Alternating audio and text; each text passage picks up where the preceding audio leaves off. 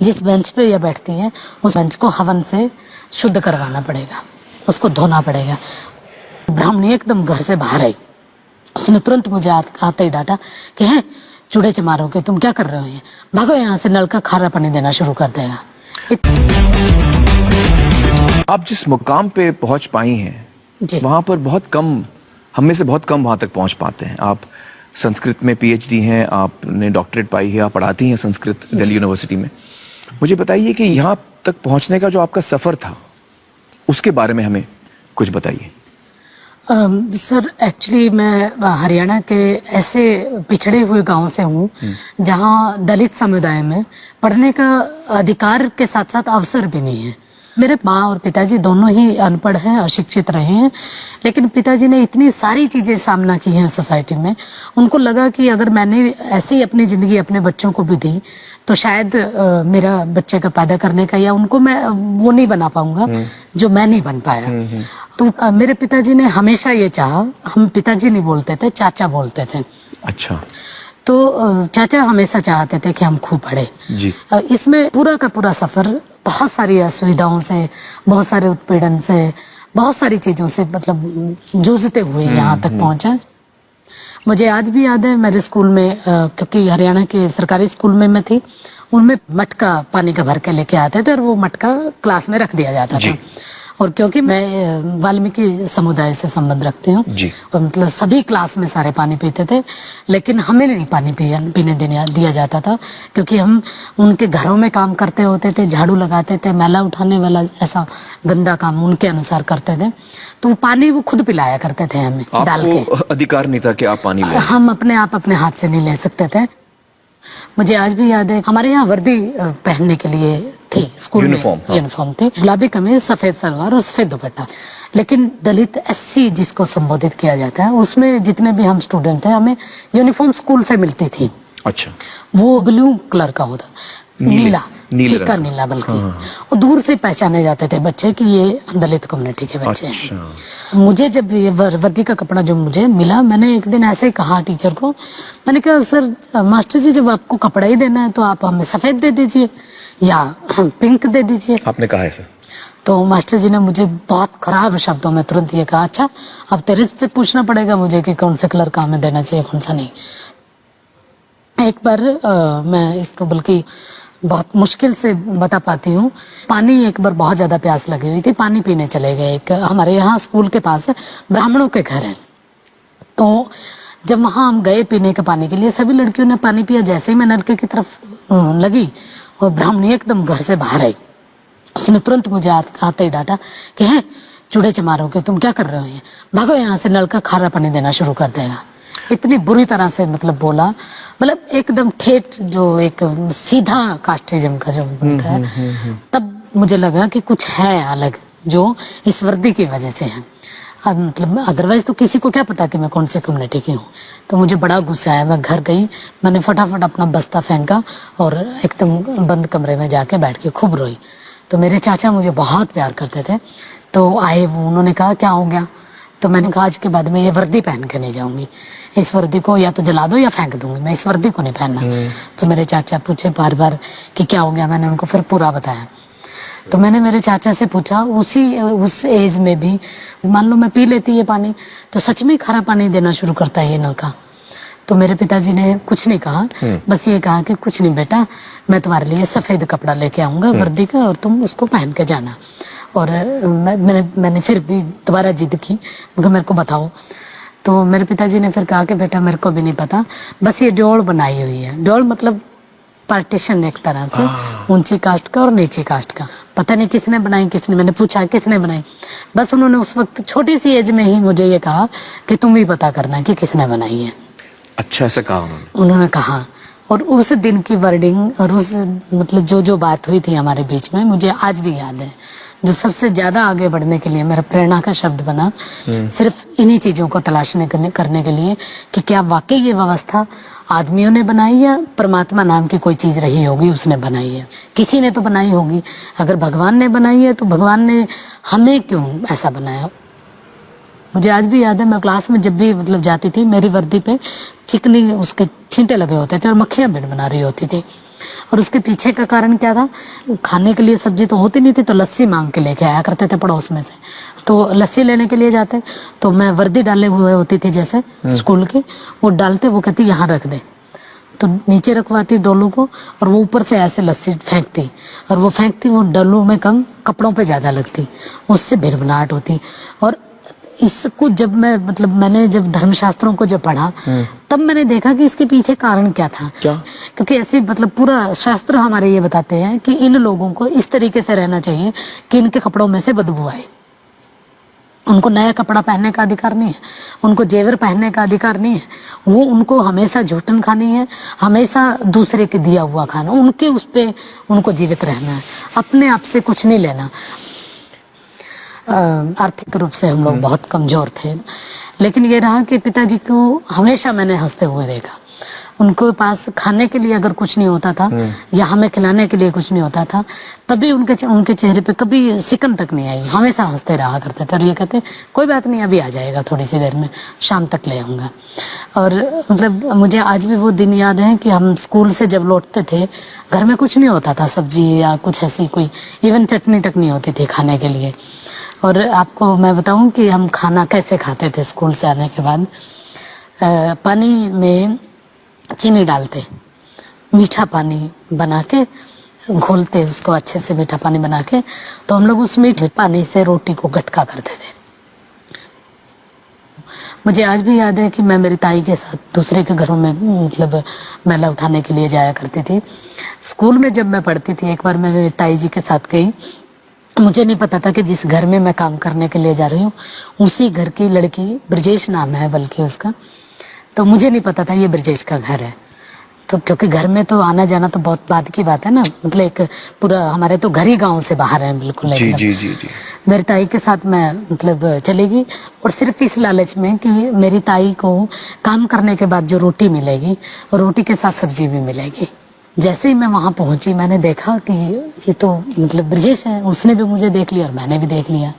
खैर जो कूड़ा और जो गंद जो मल होता है, जो वो मेरी ताई के साथ मैं उठवाती रही, वो डाल डाल के आती रही, लेकिन देख चुकी थी वो मुझे। खाने के लिए तो मिला जरूर, लेकिन अंदर से ये रहा कि कल पता नहीं क्या होगा, मतलब जैसे कुछ छीन लिया जाए बच्चे से। खैर मैं अगले दिन स्कूल पहुंची, मेरे से पहले ही सारी चीजें स्कूल पहुंच चुकी थी। जैसे ही पहुंची और मतलब लड़कियों ने घेरना मुझे शुरू कर दिया, जिनको नहीं पता था उनको भी उसने खूब जोर जोर से बताया। क्लास में आके फिर उसने बताया कि अच्छा तू अपने ताई के साथ टोकरी क्यों नहीं उठा रही थी, तू तो सिर्फ डाल रही थी हमारे घर में टट्टी को। तो मेरे को गुस्सा आया, मैंने उसको एकदम तख्ती मारी यहाँ पे, और फिर उसने मुझे मारी यहाँ पे। मुझे आज भी निशान है मेरे यहाँ पे उसके तख्ती का, लेकिन ये कोई बड़ी बात भी नहीं थी मेरे लिए, ऐसी लगती रहती थी। और क्योंकि उसका जो जख्म था वो तो अंदर था, तो बाहर तो बहुत कम था। तो लेकिन जैसे ही वो लड़की घर पहुंची, फिर उसने अपने घर में बताया, तो उसके घर वाले एकदम मतलब, क्योंकि वो ऊपर कास्ट के थे, सीधा मेरे घर में आए उलाने। अच्छा, वो गुस्से होके आ गए? गुस्सा हो गए और मेरे चाचा के पास एकदम आए। सीधे शब्दों में उन्होंने ये कहा कि चूड़ों की इतनी औकात कि हमारे बच्चों के ऊपर हाथ उठाए। मेरे चाचा ने माफी वगैरह मांगी, फिर उसके बाद वो चले गए अपने अपने घर। फिर मेरे को डर तो अंदर से लग ही रहा था कि अब पता नहीं चाचा क्या कहेगा, स्कूल ही ना बंद करवा दे। तो उन्होंने बस मुझे ये कहा कि ठीक किया, डरने की जरूरत नहीं, मैं तुम्हारे साथ में। और सच में वो मेरे साथ ही रहे, हमेशा साथ रहे। क्या बात है।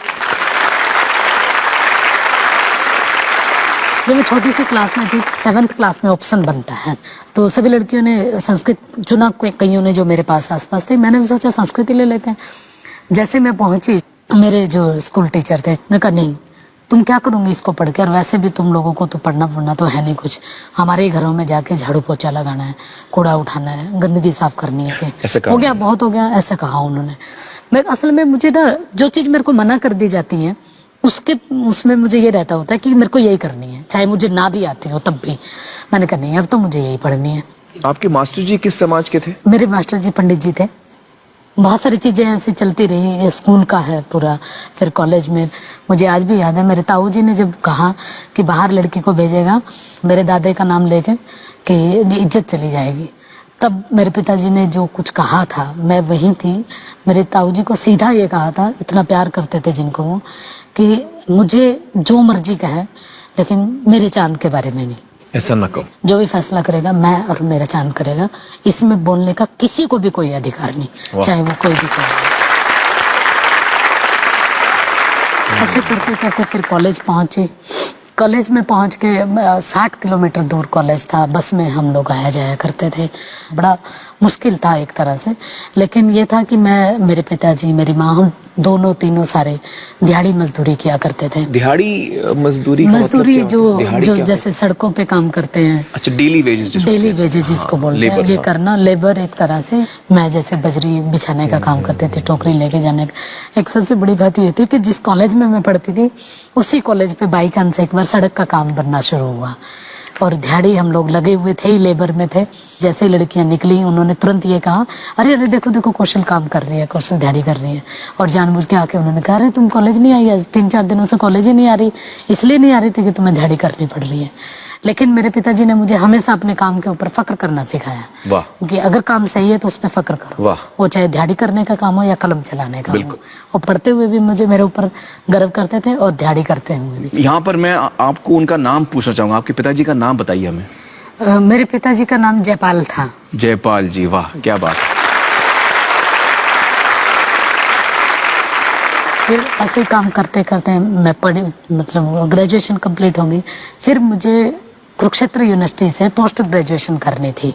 एमए के लिए पहुंचने के टाइम में ये मुझे पता था कि बहुत महंगा होगा, तो मैंने सोचा कि कुछ दिन नानी के यहाँ रह लेती हूँ। नानी के साथ कुछ दिन रही। मेरी नानी भी मैला उठाने का काम करती थी, तो मैं भी मेरी नानी के साथ काम पे जाया करती थी एमए के दौरान।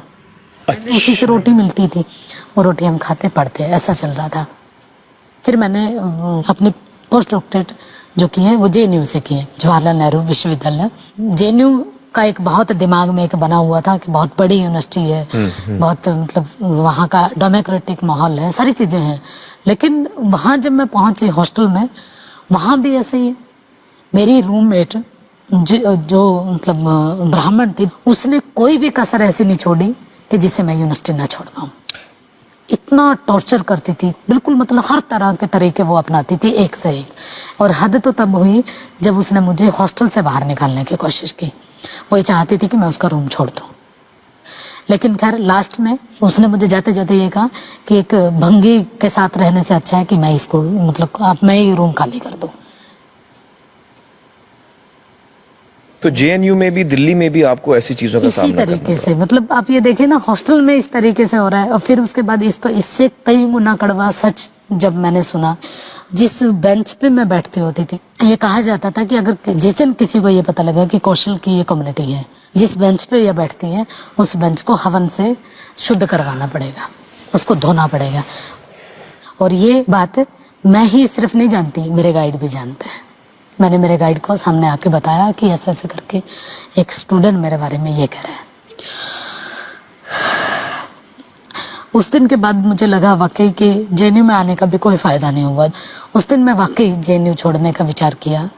लेकिन बस पिताजी ने मुझे जाते जाते भी एक ही बात कही थी कि तुम्हें कोई कुछ भी कहता रहे, बस अपनी लाइन से नहीं हटना। अगर तुम अपनी लाइन से हटी तो कुछ नहीं कर पाओगे। कौशल जी, मैं यहाँ कहना चाहूँगा, काश हिंदुस्तान में सारी बच्चियों को आप जैसे आपको पिता मिला है, उस जैसा पिता मिले। ये तो मुझे मतलब मैं ये कहूंगी कि हर बेटा बेटी को ऐसे माँ बाप मिलने चाहिए। और आज मैं ये भी कहूंगी, आज यहाँ पहुँच के हर माँ बाप को बेटी भी ऐसे ही मिलनी चाहिए। इसलिए क्योंकि आज मैं जो कुछ हूँ, अगर मेरे पिताजी मुझे वो ललक पैदा नहीं करते मेरे अंदर, तो मैं यहाँ तक नहीं पहुँचती। और मुझे अपने आप पे गर्व इस बात का है कि मैंने आज सब कुछ किया है वो जो मेरे पिताजी ने चाहा था। बस फर्क इतना है कि मैंने जिसके लिए किया वो आज नहीं है। अभी भी मतलब जब मेरा दिल्ली यूनिवर्सिटी में अपॉइंटमेंट हुआ, तो जहाँ जिंदगी का सबसे खुशी वाला मेरे लिए दिन था, एक अपने आप को साबित करने वाला दिन था।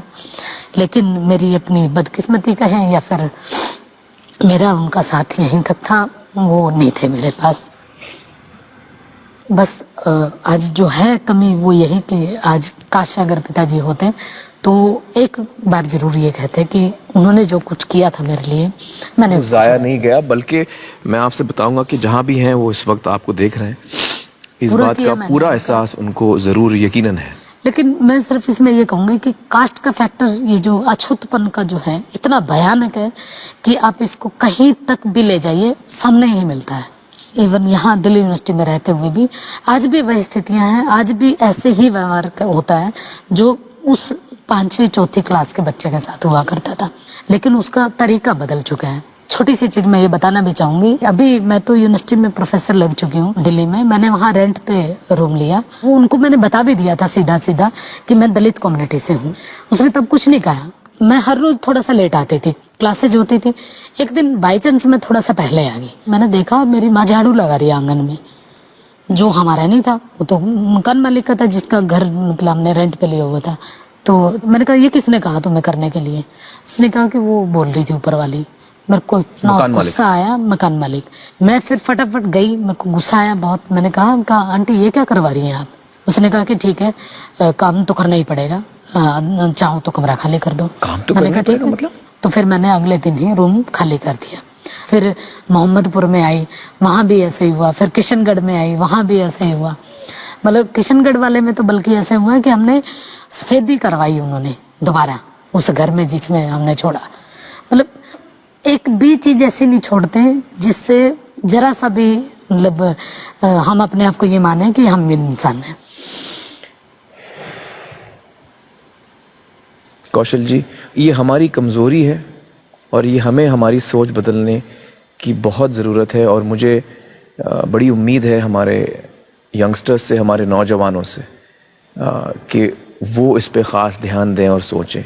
और मैं यही कहना चाहूँगा कि अगर मैं ये सोचूं कि पैदाइशी तौर पे मैं आपसे बड़ा हूँ तो मुझ में कोई मानसिक बीमारी है, तभी मैं ऐसा सोच सकता हूँ।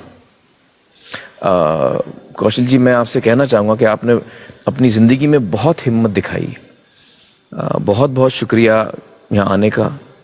और मैं आपको सलाम करता हूँ। और आपके पिताजी जिन्हें आप चाचा कहती थी, उनको हम याद करते हैं और हमारी दुआओं में हमेशा याद करेंगे। बहुत बहुत शुक्रिया हमारे साथ बातचीत करने के लिए।